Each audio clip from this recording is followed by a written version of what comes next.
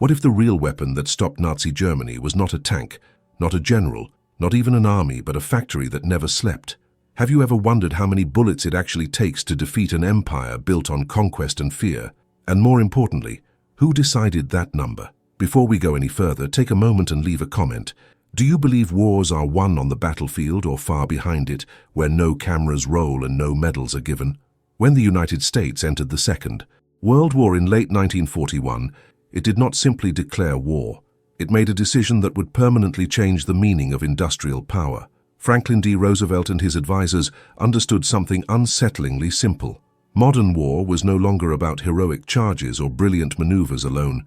It was about endurance, about who could keep fighting when everyone else was exhausted, about who could produce more, faster, and without interruption.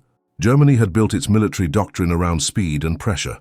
Blitzkrieg depended on overwhelming firepower delivered continuously, forcing enemies to collapse before they could recover. American planners saw this clearly. If the war became a contest of attrition, the side that could not keep its soldiers armed would lose, no matter how brave they were. The answer was not merely to match German production, but to drown it. Between 1942 and 1945, the United States produced approximately 40 billion rounds of ammunition. That number is almost impossible to visualize. It means bullets counted not in crates, not in trains, but in oceans of metal. Enough ammunition to supply multiple global wars simultaneously. This was not panic, it was calculation. Ask yourself this: was this overproduction, or was it the only way to ensure victory? To achieve this scale, the American economy underwent a transformation unlike anything in history. Civilian factories that once produced cars, refrigerators, and farm equipment were converted almost overnight into ammunition plants. Assembly lines were redesigned. Tooling was replaced. Schedules became relentless. The goal was simple and merciless. No stoppages, no shortages, no excuses. Entire cities were reshaped by this effort. The sound of stamping presses became the heartbeat of daily life. Conveyor belts ran day and night. Rail yards filled with boxcars carrying ammunition to ports and bases across the world. Every bullet produced was logged, packed, shipped, and tracked, with a precision that rivaled military planning itself. And then there were the workers. With millions of men overseas, women flooded into factories in unprecedented numbers. They learned to operate heavy machinery, inspect casings, measure tolerances, and meet quotas that left no room for error. These women were not just supporting the war effort. They were the war effort. Without them, the numbers would never have been reached. Do you think history has fully recognized their role, or have they been quietly pushed into the background of the narrative? Each round of ammunition had a destination: North Africa, Italy, France, the skies over Germany, the jungles of the Pacific. The American logistics system became a global artery, pumping steel and gunpowder to every front without pause. Soldiers could fight knowing that when they pulled the trigger, another shipment was already on the way. Behind the famous names, behind Patton's aggression and Montgomery's campaigns, there existed something far less glamorous, but far more decisive. An invisible machine that turned raw materials into survival, time, and pressure. An industry that produced death on an industrial scale to prevent something even worse from prevailing.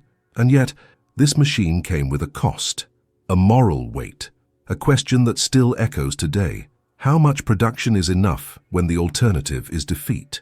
As the war intensified and German resistance hardened, the American industrial engine did not slow down. In fact, it accelerated. The logic was brutal but effective. If the enemy depended on endurance, then endurance would be denied. And this was only the beginning, because as the factories roared and the bullets piled up, a critical realization began to take shape inside Washington and across the production floor. Winning the war would not just require more ammunition, it would require absolute dominance of time itself, something the next phase of this story will reveal. The realization that emerged was unsettling in its simplicity. Time, not territory, had become the most valuable resource of the war. Every extra week Germany remained capable of fighting meant more cities destroyed, more civilians dead, more uncertainty about the future of Europe. American planners understood that ammunition was not just a weapon, it was a way to compress time, to force decisions faster than the enemy could adapt. To sustain this pressure, production targets were pushed beyond what many believed possible. Ammunition plants operated around the clock, divided into shifts that blurred the line between day and night. Maintenance crews worked while machines were still warm. Engineers redesigned processes mid-production, shaving seconds off each operation. A single second saved per round, multiplied by billions, translated into entire months gained on the battlefield. Have you ever considered how much human coordination is required to make a factory never stop? Raw materials flowed in from every corner of the country, copper from the west, steel from the Midwest, chemicals refined and transported under strict secrecy. Any disruption, any bottleneck could ripple across continents.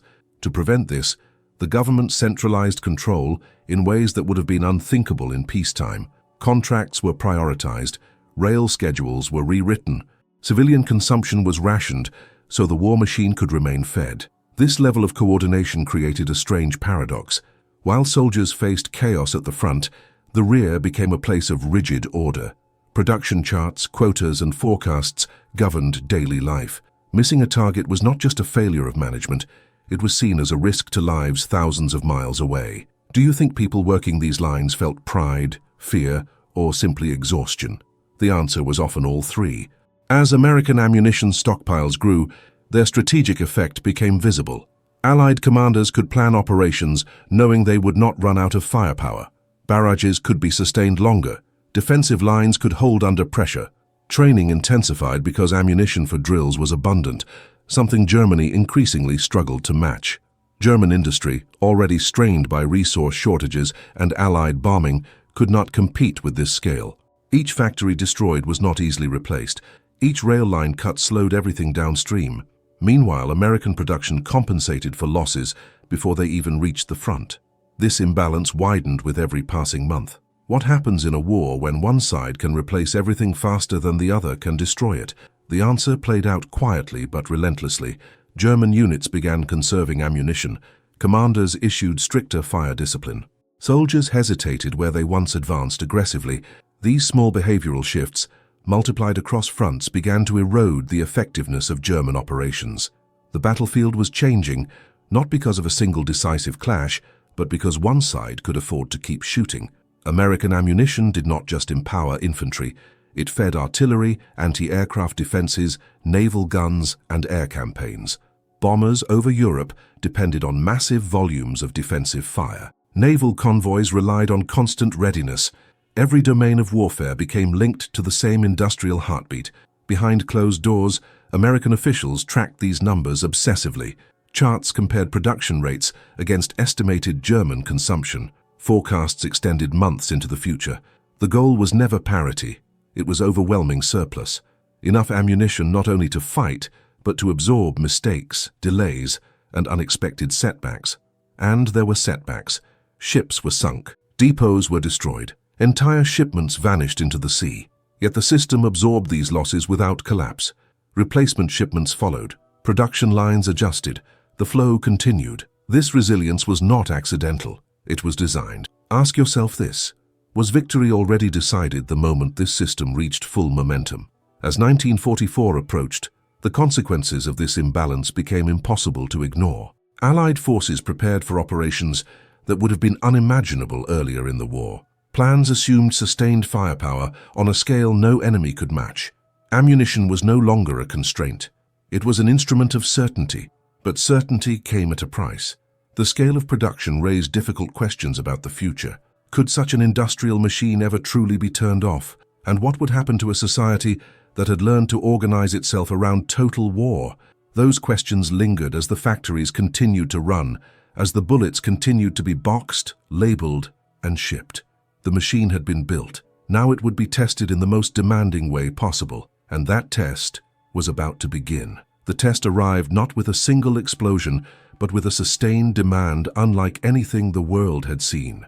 As Allied forces pushed deeper into Europe, the theoretical power of American production met the unforgiving reality of combat. Ammunition was no longer stockpiled for future use. It was being consumed at a rate that validated every earlier calculation. On the ground, soldiers experienced this difference in subtle but critical ways.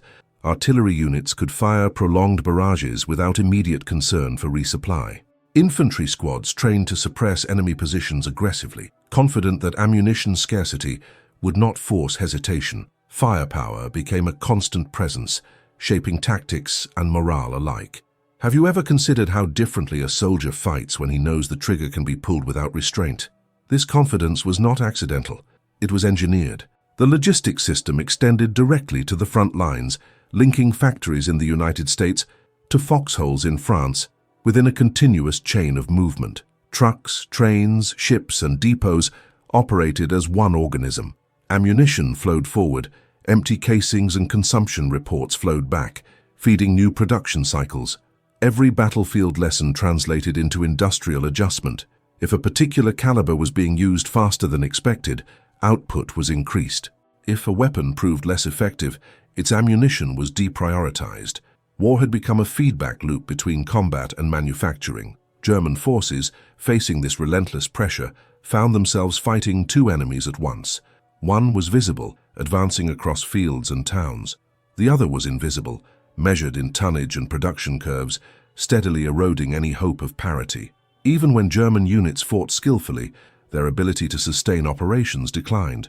Ask yourself this: can courage compensate for an empty ammunition crate? As Allied advances continued, ammunition enabled something even more decisive than firepower. It allowed mistakes to be absorbed. Failed assaults could be retried. Unexpected resistance could be overwhelmed rather than avoided. Time favored the side that could afford repetition, and repetition required supply. This advantage extended beyond Europe. In the Pacific, where distances were vast and conditions brutal, American production ensured that isolation did not equal vulnerability. Island garrisons were supplied. Naval task forces maintained constant readiness. Airfields received steady flows of ammunition that turned remote outposts into launch points for sustained campaigns. Across theaters, the pattern repeated. Where American forces advanced, ammunition followed in overwhelming volume. Where German and Japanese forces resisted, their stockpiles shrank faster than they could be replaced. The industrial imbalance translated directly into operational momentum. Yet this system demanded absolute discipline. A single breakdown could cascade into disaster. To prevent this, redundancy was built into every layer. Multiple suppliers, multiple routes, overlapping depots. Losses were anticipated, not feared. Planning assumed failure and compensated for it before it occurred. Do you think this level of foresight was brilliance, or simply the result of necessity? By late 1944, German commanders increasingly faced impossible choices: concentrate ammunition at one point and leave another exposed, or spread it thin and risk being overwhelmed everywhere. Meanwhile, Allied forces could concentrate firepower almost at will. The difference was not just numerical, it was structural. The American industrial machine had created a form of strategic inevitability. Battles still mattered, lives were still lost. But the overall trajectory of the war had narrowed. The question was no longer whether Germany could be defeated, but how long the process would take. Behind the scenes, production continued at full pace. Even as victory seemed closer, factories did not slow. The assumption was simple: stopping too early could cost everything. Ammunition stockpiles grew even as consumption peaked, a testament to how far production capacity had surpassed immediate needs. But this raised an uncomfortable truth. If such power could be mobilized to end a war, what might it do in shaping the world that followed? As Allied forces closed in and German resistance fractured, the industrial engine that had fueled the fight stood ready for its final role, not just ending the conflict, but defining the balance of power that would emerge from its ashes. And that consequence would reach far beyond the battlefield. As German resistance collapsed, the scale of what had been built became impossible to ignore. The factories were still running. The warehouses were still full. The production lines that had been designed to overwhelm an enemy were now facing a different question. What happens when a war ends, but the machine that fed it does not know how to stop? For American leaders, victory did not mean relief. It meant responsibility. Shutting down such an immense system too quickly risked economic shock, unemployment, and instability. Slowing it too slowly risked normalizing a permanent state of militarized production. The ammunition that had once represented survival now represented a dilemma. Have you ever thought about how hard it is to turn peace into a process? Millions of workers depended on these factories. Entire communities had been built around them.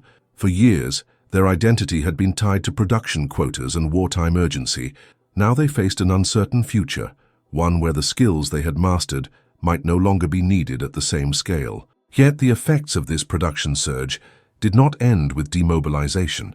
The sheer volume of ammunition created during the war ensured that the United States emerged with stockpiles unmatched by any other nation. This surplus became a strategic signal. It communicated capacity, not just capability. The message was clear. If another conflict came, the system could be restarted faster than anyone else could respond. Do you think this deterrent effect prevented future wars, or did it make them more likely? Globally, the impact was immediate. Former allies and adversaries alike recognized that the balance of power had shifted. Industrial output, not battlefield tradition, would define future conflicts. Nations began restructuring their economies with this lesson in mind. The war had rewritten the rules. At home, the transformation left lasting marks. Women who had proven indispensable on the production lines were no longer willing to disappear from the workforce. Management techniques developed under wartime pressure became standard in peacetime industries. Logistics, forecasting, and systems thinking spread far beyond military applications. The ammunition itself became part of history's residue. Stored, redistributed, sold, or dismantled, it lingered long after the last shots were fired. Each round was a physical reminder of decisions made under extreme pressure, decisions that favored overwhelming force over risk. But there was also a moral reckoning. Producing 40 billion rounds meant accepting that industrial efficiency could be harnessed for destruction on a scale previously unimaginable. Many who had worked the lines understood this paradox deeply. They had contributed to ending a war, yet they had done so by perfecting the manufacture of death. Ask yourself this: can an industrial miracle ever be morally neutral? As the world transitioned into a new era, the legacy of this wartime machine shaped policies, alliances, and fears.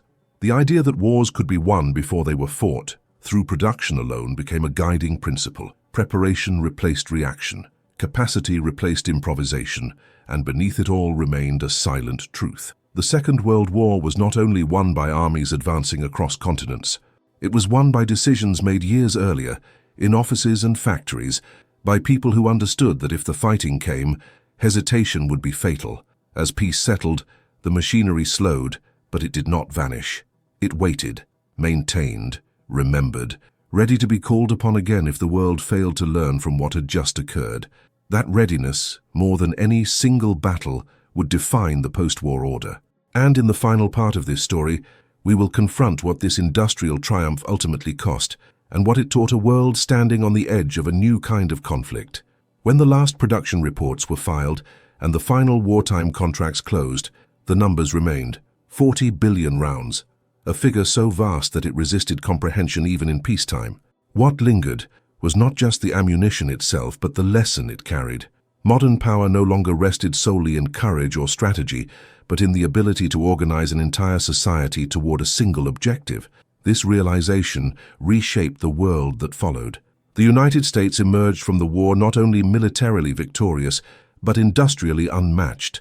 Its factories had proven they could outproduce any rival under pressure, at speed, and at scale. This capability became the foundation of its global influence for decades to come. But was this outcome inevitable? Or was it a choice made in fear of what might happen if restraint replaced preparation? The wartime industrial system became a template. Future conflicts, from regional wars to global standoffs, would be planned around production capacity first. Ammunition stockpiles, manufacturing readiness, and supply chain resilience became strategic priorities. The battlefield was no longer the starting point of war. It was the end point of a process that began years earlier. Yet the human cost of this efficiency cannot be ignored. Behind every statistic were lives shaped by relentless schedules, dangerous machinery, and emotional strain. Families organized their existence around shifts and quotas. Entire generations learned to measure time in output, not moments. Victory demanded sacrifice far beyond the front lines. Do you think societies ever truly recover from that level of mobilization? The ammunition itself tells a story of restraint as much as force. While 40 billion rounds were produced, many were never fired. Their purpose was not merely destruction, but certainty. They existed to ensure that when force was needed, it would not falter. In this way, production became a form of deterrence, a silent argument against resistance. Germany's defeat was sealed not only by battlefield losses, but by the impossibility of matching such capacity. No strategy, no courage, no innovation could compensate for an enemy that could replace everything faster than it could be lost. The war's outcome was written in steel and logistics long before the final surrender. This raises an enduring question. If wars are won by factories, who truly decides their outcome? The legacy of America's wartime industrial machine remains embedded in the modern world.